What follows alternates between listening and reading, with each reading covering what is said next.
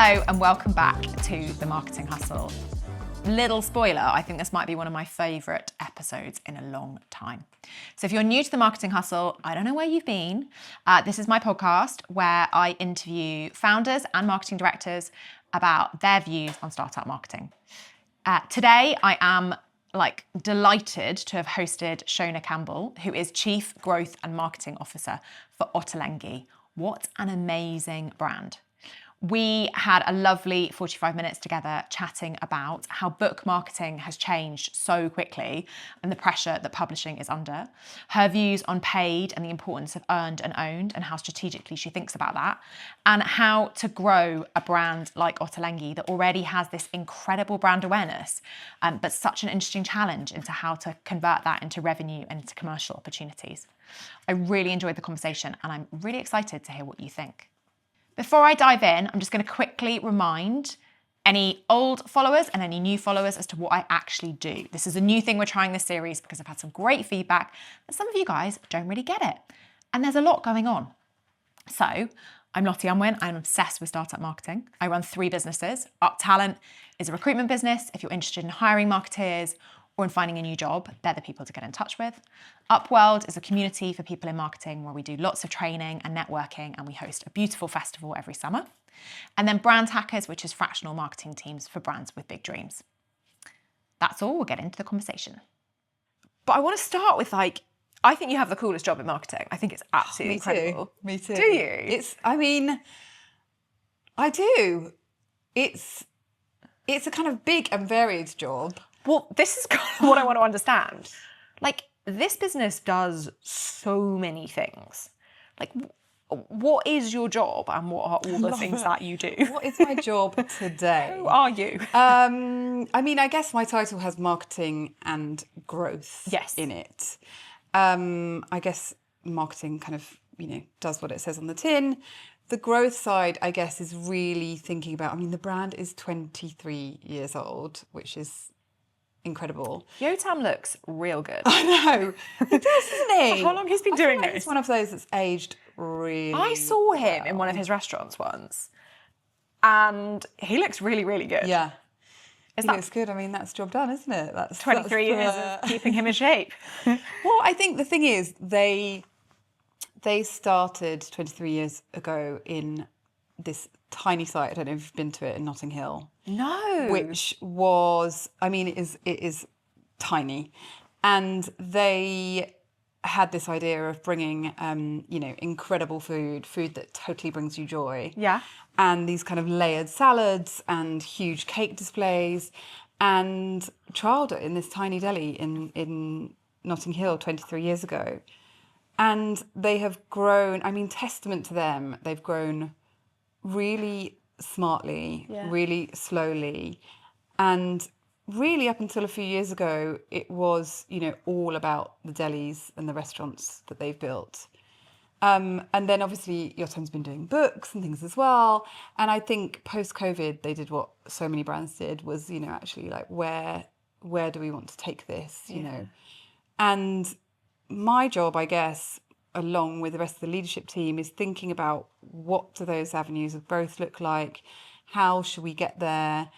What pace do we go at? So we are really lucky that we have this kind of disproportionately large brand awareness globally.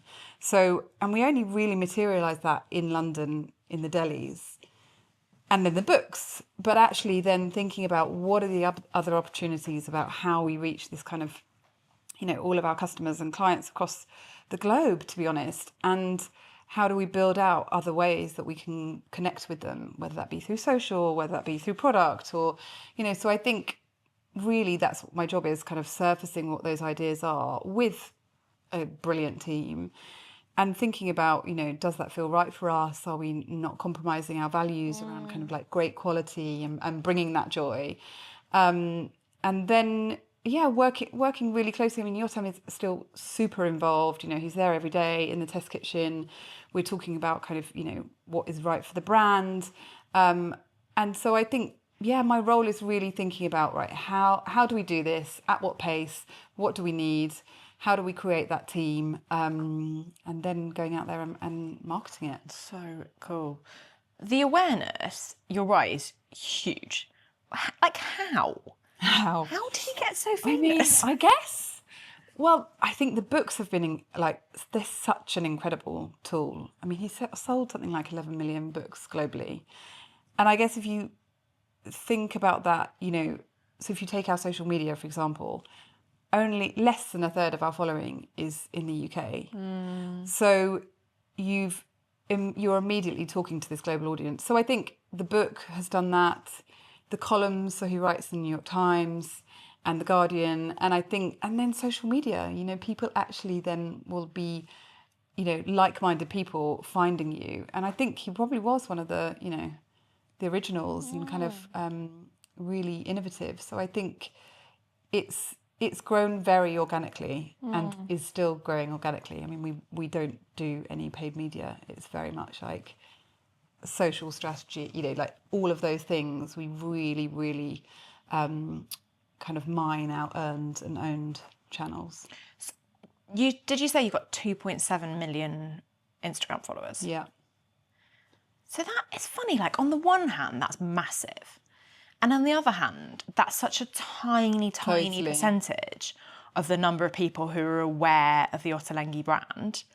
And again, the 11 million books, it's like there's this funny distinction where in some ways the brand is really well represented, and in other ways there's just this like ephemeral feeling. I know. All of these millions of people Totally. who know what you stand for, but actually have no touch point with the brand. Yeah, exactly. I mean, they have not. Yeah, if you think about that, like probably we don't have the stats, but in terms of maybe 20% of that following or 20% of those people that own the book have actually been into one of our delis. If that, I would imagine. So you've then got this opportunity, hence the grocery range that we brought out last year, to reach some of those people and give them. I mean, when we go on, Yotam goes on tour for his books, and I joined him at a couple of them, and I mean, people are like, people have this connection with him. And so I'm like, oh my God, this is fascinating. They're going up and telling him, I got this book when I got divorced, and that Ottolenghi is one of those brands that people feel, if they know us, they feel deeply connected. And yes, you're right, whether they're following us on Instagram or TikTok, or, we have an incredible email database as well that people are coming to our site for the recipes. We've now launched Substack as well at the end of last year, which is doing phenomenally well. So I think it's kind of trying to reach those people and, at the time when they feel like they need that kind of deep connection in great food. Is there a real risk you do too much here?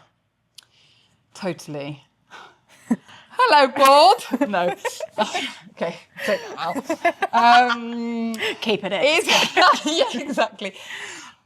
Completely. I mean, look, we are 23 years old, and I think that has its pros and cons, right? I think that it is such an established brand, and it is a risk. I mean, that opportunity, it comes with so many risks. Yeah. Like, do we overexpose? Do we, But I think, the strategy that we've created, especially through grocery, is that those products have to be things that we are proud are on that shelf. Like Yotam is tasting them, the Test Kitchen are developing them, and we're working with suppliers that we really believe in. Otherwise, we wouldn't put it on the shelves.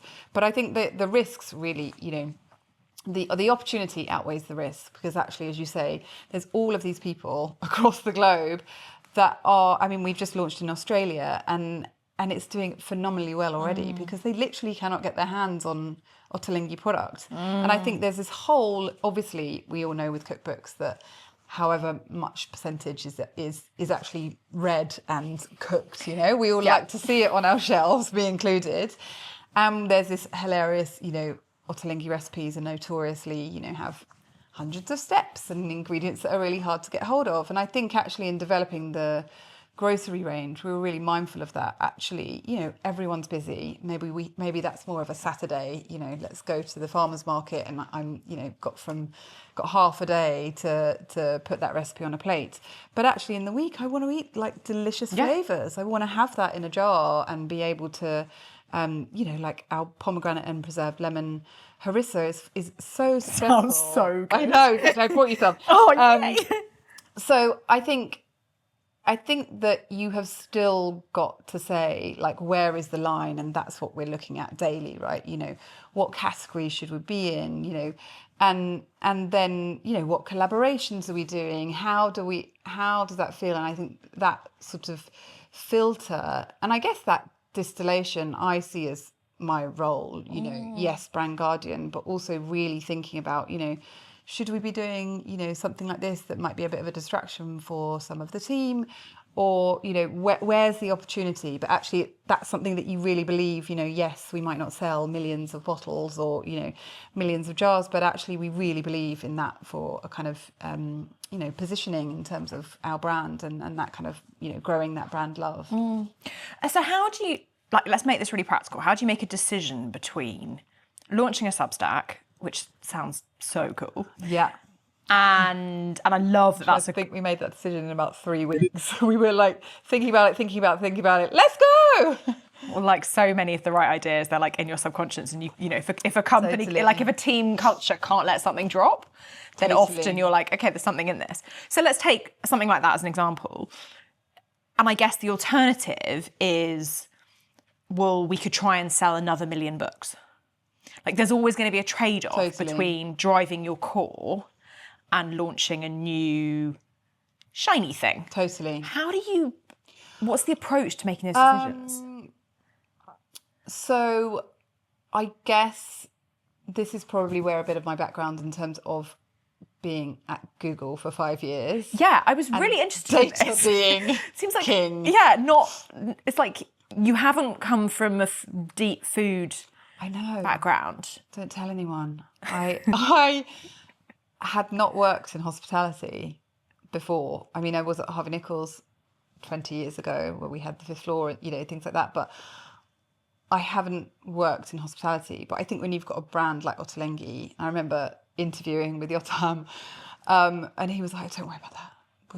We'll teach you that bit. Like, you've got the other stuff. I was like, okay. Because you're making the decision right now. Yeah, exactly. But I think there's that discipline of really looking at the data available to you. And I think as a brand, you are it's that kind of like magic versus logic, right? And where the two meet. And I think we were trying to, we essentially would put together a business case in terms of what's the opportunity here? What are we trying to do? What data have we got that actually this could be a success? And I think, that's where I think we also leaned heavily into kind of Substack and the partnerships team there, sort of really exploring what could this look like for us. And we, I think ultimately we wanted to be one of the first bigger names to move on the channel as well. And so you're then going back, I'm doing a bit of a P&L, being like, okay, how many people do we need on this? What workload have they got on at the moment? What's happening in terms of books or grocery or other development? And then you're going, what does the opportunity look like? And really trying to map out, okay, where do we think this growth could be? And it's already, thank goodness, exceeding what we put down in that P&L. And I think that's where the sort of, in Google land, you're kind of deep in the logic and the data. And then some of my experience in fashion, you're deep in the kind of magic and creativity and very intuitive-led thinking.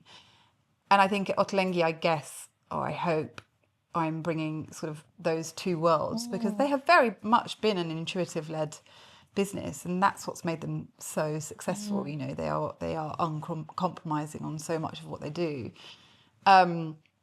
But then you've also got to look at, all of the data points available to us, which, includes whether it's book sales or looking at our social media following, looking at our CRM database and all of those things and figuring out what that trade-off might be. Do you track brand perception? At the moment, we don't track brand perception. I think now we are starting to look at like what are those barometers of success, Okay. and how do we know whether that's going up or down? Yeah. Because at the moment we're using, to be honest, quite rudimentary ways of tracking that.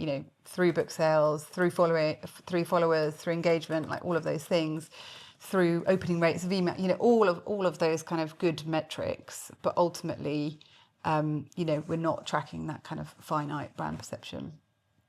Yeah, but I can introduce you to Tracksuit, who are the people you should work with. Okay. They are your people, firstly. Secondly, like, there's no need to, like, I think it would be interesting. Yeah. I'd love to see the data. Yeah. Like, same. wow.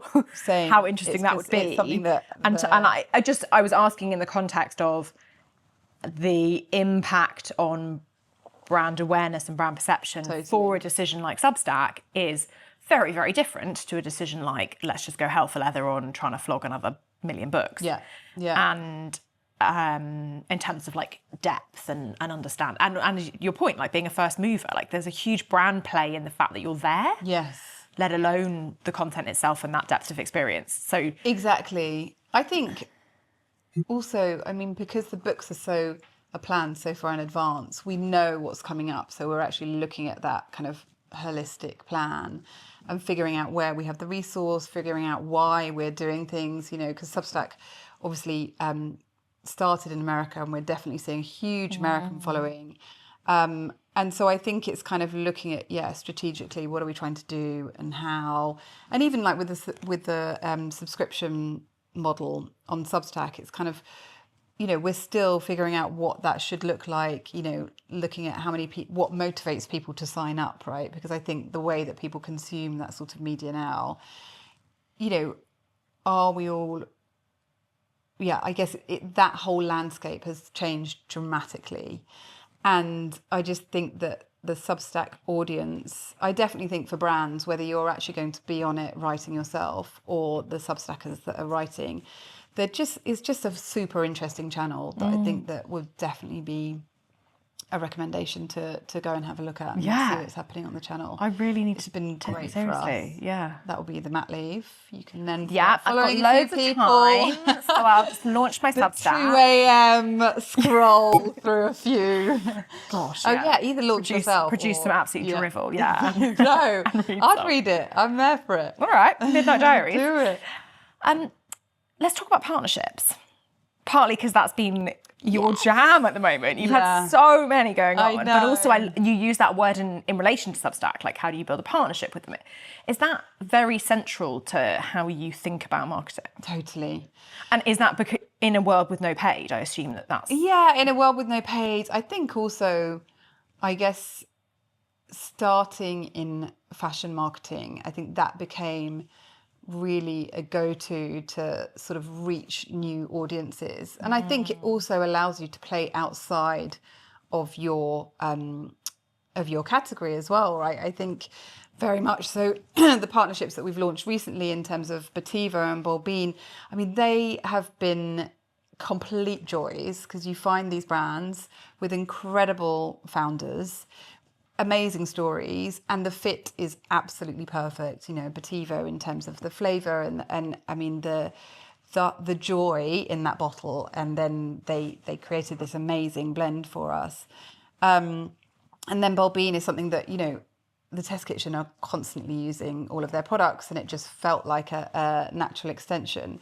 But I think the way in which you work with a partner, I just think is one brilliant way to kind of amplify your brand. Actually then from the very beginning of, Amelia coming in and sitting and chatting with Yotam in terms of like, what could we do? What does this look like? Is it a product? Is it this? Is it that? Is it a single product? Is it like all of those things? And then thinking about the why, like what does this do? And obviously it's brilliant for them, because they're like, this is a dream working for Ottolenghi. But actually for us, I think it's something that is, they they are working in that space of kind of early adopters, you know, and I think that for a 23-year-old brand, I guess we never really see ourselves as being that old, but I think you've got to figure out like how are we still remaining relevant, like what feels contemporary for us in that space. And then you get those customers that are coming out being like, oh, I can't believe you've done that thing with Bativo, and that, you know, it just has that halo effect that, yeah, I think in owned and earned media has already sort of, you know, been a great success for us. It's definitely something that we enjoy. That's so powerful. I kind of have to like eat a bit of humble pie because I feel like I've given a lot of advice in my career where I've said to small brands, you know, when you're going out for partnerships, look at the people that you can clearly give something back to, and like don't punch so far above your weight because, you know, and I'll do a lot of chatting to founders who say, I'm going to pitch for a partnership with X brand, and you just think, I know what their inbox looks like. Yeah, you're like, good luck. Yeah, and it's kind of like, I love that you're going for that, and I really want you to do that. Yeah, exactly.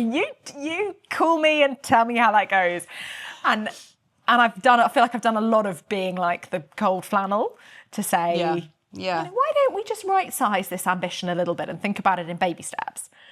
But that reframe on why Bold Bean and Bativo, who are beautiful brands, but are not brands with the reach that you guys have, but to reframe and say, actually, what you were really looking for was relevance with a very specific kind of customer. Was that, did you like, was this a plan where you said, I'm going to build a strategy of how to stay relevant? Or did that kind of come to you? I think I look at the kind of marketing strategy and the plan that we create for the year or sort of almost couple of years with some of our products and the books. And I think that you need to sort of have this blend, I guess, of those moments that feel like a kind of core brand moment, and that is you standing there, and that's often with the books, right? You know, that is very much an Ottolenghi moment. We launched one last September, and that's when it's all about the brand, and we're constantly telling brand stories, you know, whether it's Yotam or the test kitchen or the ingredients. There's so many stories to unpack. And I think so many ways that we're trying to get that book to work for the brand as well as kind of, you know, selling the book.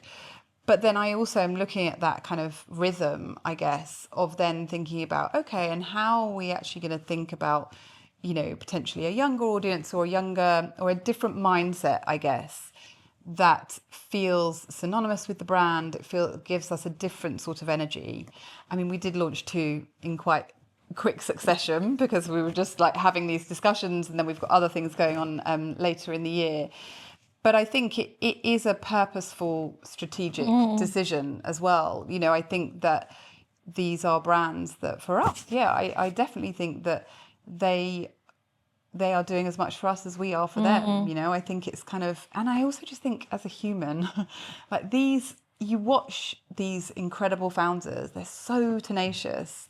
They're building brands in a way that I am quite frankly like so impressed by, like the way that they set up the teams and, you know, everything. I'm just like, yeah, I want a bit of that. And you can feel it in the product, you know, whether you're so close to it like we all are and obsessed with everything that they're doing, or whether as a brand, you know, Bativo shows up in so many great restaurants. And exactly. And so I think I'm like, we want to get involved in that. Like, it's an understanding of what brand is. Like, brand is what people say about you when you're not in the room. It's this like abstract feeling, and it's like I want that to rub off on me. Yeah, exactly. I want to be near you so that I get some of that good energy. Exactly that. And I think when I started at Ottolenghi, that feeling or that expression when you meet someone, they're like, oh my God, Ottolenghi. And I think these brands have that quality, you know, they have that sort of like, oh, I really want to try this, you know, like the amount of my friends that were writing to me afterwards being like, can you get me some of the Bativo? Yeah. Can you get me some of the Bold Bean? And I think that's what you're searching for as a brand, right? You know, that word of mouth marketing, that feeling and expression, like that is something that's really hard to buy in paid media, right? So no matter how many testimonials or ratings and things like that, which are, you know, are all valid, that's the feeling that I think as a brand, like hopefully we can we can share that platform with others, really. Why no paid media? I mean, I should be careful saying it's not no. It's not none at all. So at Christmas time, we do put a little bit in terms of, Google Ads and things like that around our hampers. But I think, and we have done some little trials, because I obviously coming from Google, and like, okay, let's have a look at our attribution model. It's like, oh, okay, we don't have one.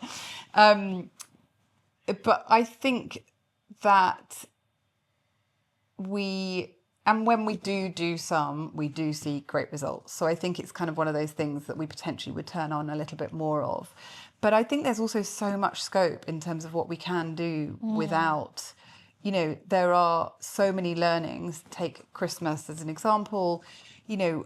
Every year we sort of increase that turnover and think about like what are those products, how early are we getting out there, have we got the right press strategy, have we got the right influencer strategy, all of those things that I feel there is still room for us to grow. So I think obviously I would love a bit more of a paid marketing budget to spend, but at the moment I do think there is a huge amount that we can still grow without spending it. And perhaps there's an argument that being able to fall on paid makes you work less hard at that other stuff. Yeah, I think, I guess that is also, I guess, again, being at Google, it is really hard to track some of these things, right? Yes. Obviously we all know. Really, really hard. But you're like, okay, are we getting that ROAS? Are you sure about that? And I think, obviously, my role at Google was to be like, yes, you definitely are. Like, let's spend some more on, on YouTube or such. But I do think you need to, really figure out like what is the value that is bringing in for the business. And right now, I think that actually, you need to be thinking of those strategies more. I think also in the last couple of years, for example, the role of influencers is something that I know everyone gets a little bit like, eek. And, again, we haven't wanted to do a paid influencer strategy, but being more strategic about who you work with, which I think, again, we're super lucky and so many people, at us and are featuring us in when they come in and see our delis and things like that. But actually being a bit more strategic and a bit more purposeful around those things and figuring out what that community looks like. For example, for Christmas last year, for the comfort launch, we then, one of the areas I think that's really interesting with influencers and with Ottolenghi is that, again, not focusing only on the hospitality world. So it sounds so obvious, but again, there's something I think fashion brands are really good at, looking outside of that kind of cultural sphere. So we had Peggy Gou come in and cook with Yotam, we had Gillian Anderson, and I think actually, there's so much space to play there. It's like, we're really thinking about who else is as obsessed of food as us. And Peggy Gou was someone who was like constantly ordering from us. And when she came in to shoot with Yotam, she was a complete joy. And we're like, actually, that's a whole nother audience that we haven't really reached before. And can you pay for that? Like, probably yes, in a different way.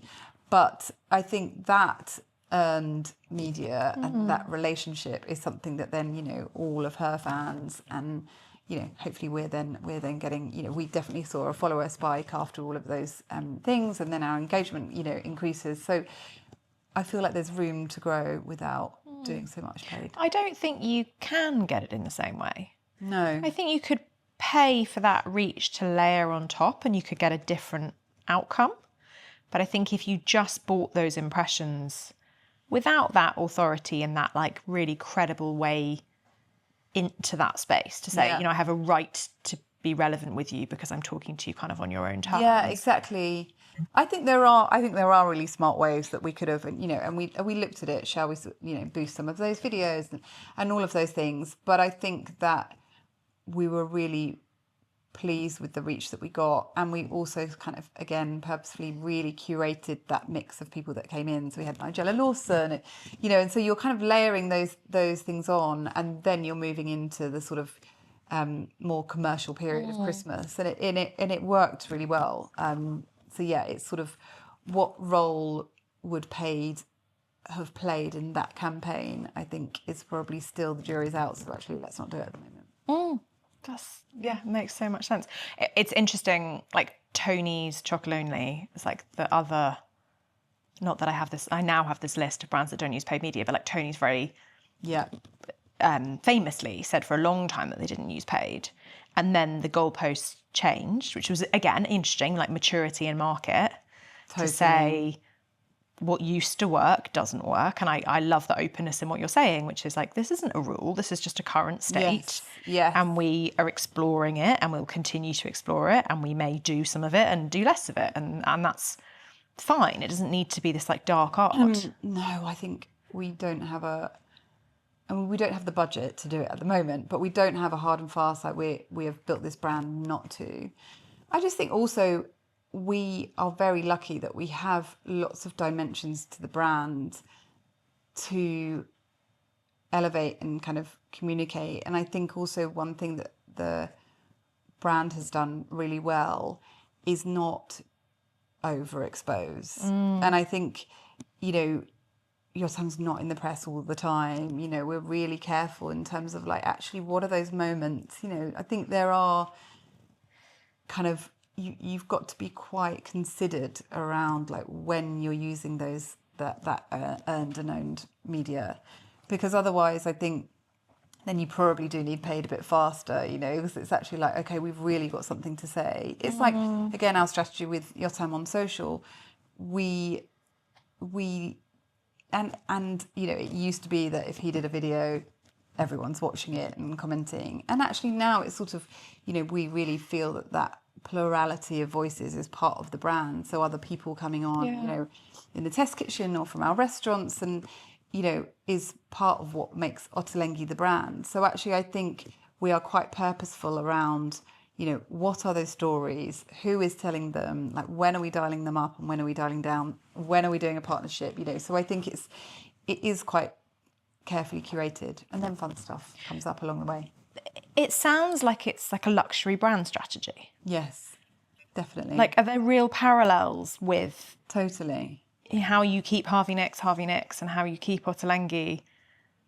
I can't think of it's not Jamie Oliver. Yes. And what's the difference, and how do you protect that? Totally. And I think that's what the founders really want to protect.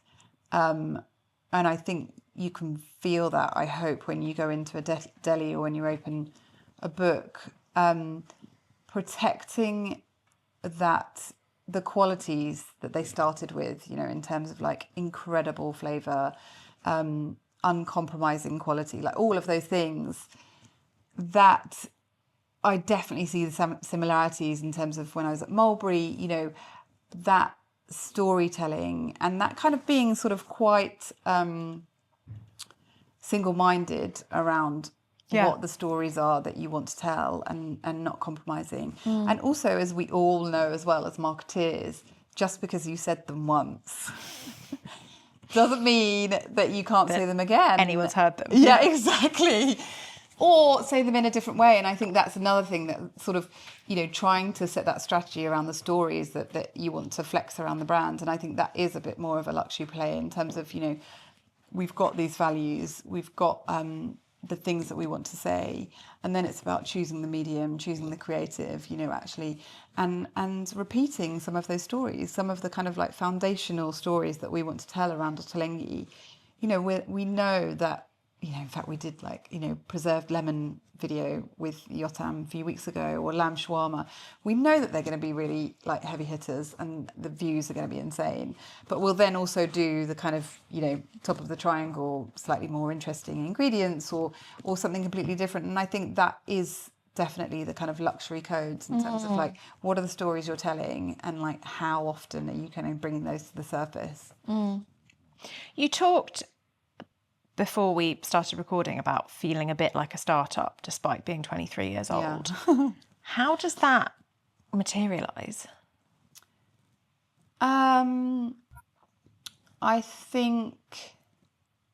I guess the hospitality part of the business, so the delis and restaurants don't feel like a startup.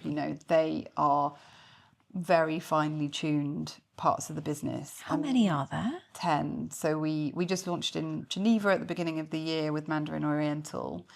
And then we have our delis around London and also Rovi and Nopi. Yeah. And they've been carefully curated over the, however many years. And they, the GMs and the head chefs that run them, they know their customers really well. They know what that customer journey should look like. So I don't think that part of the business feels like a startup. Although staff turnover, all of those things you've got to grapple with being in a hospitality business that I've had to learn very quickly. But I think then the kind of thinking with a bit more of a kind of agile mind, I guess, in terms of like what that growth looks like, I guess is a bit more of, maybe it's more, we're in our teenage years or something. Adolescence. Yeah, exactly. It's kind of, that's where I think trying to go at a slightly faster pace and trying to make those decisions a bit with a bit sort of different thinking as well, right? There's kind of like one way of like, okay, this is how we're engineering the menu over here, and this is what we're talking about, and well, actually the cost of this has gone up, so let's try, all of the things that these incredibly smart people within our, all the restaurant teams do. But I think like going into grocery with Waitrose last year, so we're exclusive with Waitrose at the moment, and that process, is very much like a startup. I mean, we have the luxury of being a really, quite established brand. So those conversations with Waitrose, I see the bold beans and all of those guys being like, I stood outside. I'm like, we have such luxury that Waitrose are like, yeah, come on, and really helped us get there. But that whole kind of learning that process was something completely new for all of us. And we, obviously got other people in to help us. But kind of, trying to learn from the expertise in that industry, and also layer in that kind of, what we wanted from that as a brand, being like, okay, that sort of tussle in terms of like, okay, no, we definitely not, some products, of course, did not make it because they did not pass the sort of taste expectations. And so that definitely, to me, has kind of like startup mentality in terms of like, okay, this is the roadmap. This is how quickly we need to be making these decisions. This is in, this is out. Shall we do this instead? That kind of faster pace, which I think is very different from how they were working before. Yeah, and I suppose in your portfolio of growth projects, you've got the established areas, and then is there like an 80-20 rule where you kind of always want 20% of your focus to be on something? Oh, yes. I mean, we all say these principles, who the hell uses them? Exactly. We did a whole sort of figuring out what that should look like. And also, the marketing team is pretty small. So in fact, we're kind of going through that process again. Yeah, in terms I feel like I've heard a little bit about this, and you guys are really lean. Yeah, we have, small but mighty team. They're incredible. We have 2 people focusing on social media and content, 1 senior marketing manager, and then a relatively new, more junior marketing manager who's also kind of a bit like the sort of data scientist and joins the e-com side as well. So there's very few of us. And you guys all work across all like restaurants, books, like the whole estate? Yes. Well, the books, I should be clear. So there is a marketing team at eBree who create the books. Okay. And then something that we've been doing a lot is how do we take that kind of book moment and make it into a big brand moment as well? Yes. So that's our responsibility. So they create the books and market the books, and that's all run by the publisher? Yeah, exactly. So they're kind of thinking about their, main KPI is let's sell, as many as we can. And presumably they're like hot on your back to say, how are you reflecting this on your channels? Yeah, they are and they aren't. I think that we have an incredible relationship with them, and I think that I guess one of the things that when I joined, it was sort of like, how do we make this bigger than a book? So therefore, what, yes, of course, there are many stories to tell within the book and the recipes themselves and things like that. But actually, how do we take the kind of essence of what that book is about and make it, animate it into something that is bigger, so that, actually all of our social channels, Substack, events in the delis, like all of those things become much broader. Christmas needs to be all about this book, and we're creating hampers, all of these things. Like, how do you amplify that one moment from taking it from a single product launch, if you like, into something that resonates globally for the brand? So that is our responsibility. But the teams at Ebury are incredible. So is they there were kind of like, we're up for this. We're like moving the strategy a bit. Is there a secret or a framework or an approach you use to that? For the books? Well, I think that's such an interesting kind of like textbook case study. I love these moments where you think this actually is a chapter in a marketing, how to do marketing book. Yeah. It's, we've got this massive book launch. Our job is to maximise the impact. Totally. How should the team approach it? I mean, I guess I would say this, but, when those books come out, I mean, if you look at the landscape of publishing, it has changed so much from book to book. It used to be make sure you get a bit on TV and make sure you do a kind of, like you give one of the newspapers the early recipes and all of those kind of things. But I think now the way in which people consume media and find out about that book is completely different. So I think that what we're thinking about actually, I can't say for the next book because it hasn't come out. For the future. Yeah, exactly. So I think what we did for the last book is kind of, you've got to take, and this is where they are, brilliant at thinking about, actually, this is what we could do, et cetera. And then we come along with all of our ideas going like, actually, we've really seen on the platform, this is working. So it's kind of like, where does that meet in the middle? Like, actually, should we be doing just a straight press announcement, or could this live on TikTok? Could someone else be doing the announcement?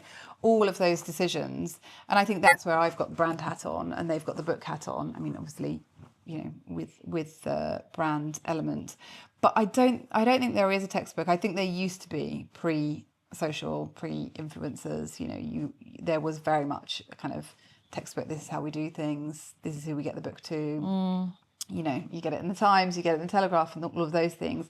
And I guess that has been fascinating for me as well. I guess coming from that sort of, when I was at Mulberry, it was very much kind of the early stage of sort of social and digital maturity, but we were creating ad campaigns that were very much like, okay, I'm buying my double page spreads in Vogue, and or I'm getting an outdoor campaign and all of those kind of things. And there was that kind of formula that you were looking at, what's the OTS, like how many people are going to see this, be like, okay, great, I've got a good campaign here. But I think we all know that now, like, is so messy in terms of like what all those touch points look like. And I think that is no different to, a campaign that you're going to do this Christmas would not be the same as, next Christmas. And the same with books, I would say. You've really got to, especially when it's earned and owned, you've really got to be like, okay, what worked for us? And you know what it's like. Sometimes you're like, that didn't work last year, but that's because we didn't quite have, XYZ, or the edit was wrong, or, whatever those things are. So unfortunately, no, I would say there isn't a like one size fits all. Here we go. Let's pick this plan up and off we go again. But is there a way that, well, I completely agree with that. And I think what's super interesting is how publishing is, hearing you talk, I've realised I've actually never spoken to a publishing marketing. I'm going to go and market it. I'm going to go and find, Steph from Ebury. Great. Because she... Yeah, I think we need like a book marketing director. Like, how interesting. Because, print's almost been like the story, the last decade has been a narrative around how print's having a really hard time and how publishing is really challenged, and the need to reinvent marketing in that category is almost like greater than anywhere else. Totally. I think I guess. I mean, but then when you dig in, like the ecosystem there is fascinating because you've got people that are huge on Substack who then get a book deal or have a book deal and then suddenly, or obviously huge on TikTok, all of those things. I mean, that's where it's fascinating that you've got 10 million followers on Substack or on TikTok, and suddenly then you're getting a book deal. And actually the job of that book is very different, as we know, having that object that you're putting on your desk as a signal of, your lifestyle, all of those kind of things, rather than being the ultimate scroll. You could probably get all of those recipes from their TikTok that they've done, but actually that kind of, like, that's where I think publishing is super interesting in terms of those trends. And I think for us, that's where, in fact, it'd be fascinating to kind of look back, 10 years or whatever, or when Simple first came out, for example, what was the strategy then, and like what would we do now? Because I think that is where, and also because we are a bit more established, can we do some of the things that, the sort of new guard are doing? Like, would we launch it on TikTok? Would a big book talk, like influencer with hundreds of millions of followers, shall we just give it to them actually to do a first review and out it goes? I mean, actually, maybe for the next one. Speaking of which, let's write that down. No, I think it is. It's kind of, like that sort of trad channels versus. Yeah, there's the story of how the marketing landscape has changed and how the Ottolenghi brand has grown through the launch decks of each book. Yeah, totally. like what a moment for the archives to say, what, like a reflection on culture and how media is consumed. Totally. And also I think it's quite hard, isn't it, sometimes when you're like, oh, that was a really successful one, should we just do that plan again? Rather than being like, the landscape's completely shifted, like that actually wouldn't work now. So I think it would be fascinating. And I think the way in which Yotam creates those books, often with, a lot of the time the writers or the chefs that he curates them with change, but the partners that design the book and that shoot the book, like he's been working with for years. So I think that's also, each one has a very different story to tell, or about different kind of way in his mind, but it's also that kind of continuity, I guess, as well, in terms of like what people expect from an Ottolenghi book. Well, that's kind of where we started. Like, there's this incredible brand consistency through everything you do that's protected like you'd protect a luxury fashion house. Yeah. But that doesn't mean that you can't show up in ways that feel really fresh and of the moment. And Totally. that's why there's this like mad feeling. You're 23 years old, of course you are, because everyone knows who Ottolenghi is, and yet there's no feeling of being staged or it just doesn't feel like this is a business that's been going that long. I know. Sometimes you're just like, really, is it? And I think that's also, I mean, that's the other thing, I guess, in terms of how we think about our customers and, followers. I think, I guess it's quite easy to be like, oh, we've got all of these millions of followers, and then it becomes, we're really conscious of not becoming a broadcast channel, because I think then it's like, oh yeah, that's going to be really popular, let's do that. So I think, one, the ways in which we engage with our community, and two, actually Dario, one of the team, we have this amazing Facebook community, and I know lots of brands obviously are like, we don't use Facebook anymore, but we were around when Facebook was the channel. And I think it's like 45,000 followers of Ottolenghi Facebook housewives, I think they call themselves. And they are this incredibly engaged community. And most of the time, we don't get involved. I think that they're talking about whether it's our products or, I'm going to London, where else should I go to eat? Like, it's fascinating. Probably shouldn't admit that I'm been let in, but I was like, oh, well, let me see what's happening here. But it is just so joyous seeing all of those people. And we noticed that they were hosting their own kind of like book clubs with and making Ottolenghi food. And this was happening like for a few months, and we were like, actually, how brilliant would it be if Yotam turned up at one of them? I think I saw this. Did you? Yeah. And it wasn't. We didn't really put it out anywhere. I think I showed it on I put it on some of my channels, but we didn't put it on all our social media channels. But I think that act of like, how are you engaging with, you know, Ottolenghi fans? I mean, we organised it with the organiser, and he rocked up. Oh my God, it's the sweetest moment. Like, they're all like, oh my gosh, and they'd all brought their own Ottolenghi dish, and he's like trying to figure out like which book each dish was from. It was so gorgeous, and I think that's hopefully, you know, the ways in which you show up as a brand. It's kind of like you can never behave like that kind of slightly bigger, more grown up, maybe more established brand. Like, you've really got to think about your community and have those conversations, whether it's something like that or, you know, replying to them on social media or whatever that looks like. I think is really important for us, because that's how you get that kind of like engagement in terms of like, I love it. It's really special content. I have seen that, and I will. Have you? Yeah. We will put a link in the show notes because it's a really beautiful little clip. Really sweet. My final question. You mentioned one, but I'm always on the hunt for kind of next guests. Steph, you might have to introduce me to. From Ebury. Who else? What other brands or people would you love to hear from? I guess, as we've talked about kind of luxury fashion, I love the brand Loewe. Oh, yeah. I think, and Charlie Smith, who heads up their marketing, I think is incredible in terms of what they've done there. I mean, Jonathan Anderson, the outgoing creative director, I mean, how they have established that brand in a relatively short space of time. And I guess seeing at Mulberry, you know, how to behave and be a luxury brand in a space that is full of sort of French and Italian luxury.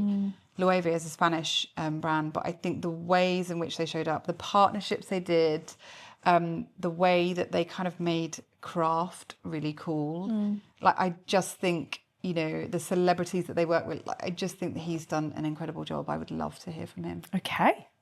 Be great. I'll message him and see what happens. Yeah, get him on. Sometimes people ghost me, sometimes they say yes. It's all wonderful. Yeah, exactly. What I love about that as an example is it kind of comes back to what's been like a real thread in this conversation, which is drawing inspiration from very different places. So, you know, you have no hospitality experience.